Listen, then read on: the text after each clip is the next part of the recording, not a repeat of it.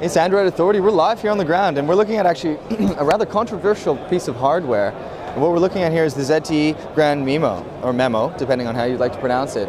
Now, initial reports had indicated, and some spokespeople here, they had told us that this was packing the Snapdragon 800 processor, a processor that's supposed to be extremely powerful that we haven't had a chance to see yet.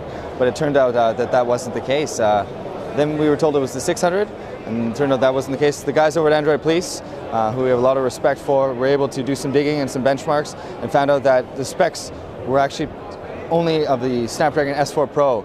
And even though it stated that it had 2 gigs of RAM, it only has 1 gig of RAM. So they've updated everything now, but it's still a pretty impressive piece of hardware. Excuse me. Packing a 5.7-inch 1280 by 720 display. It also on the rear has a 13 megapixel camera.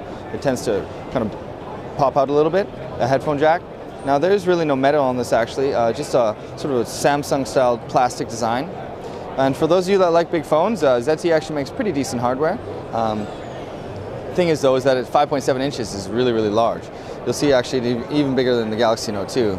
So this is going to be a device that is going to require a two-handed operation pretty much at all times. The performance isn't too bad.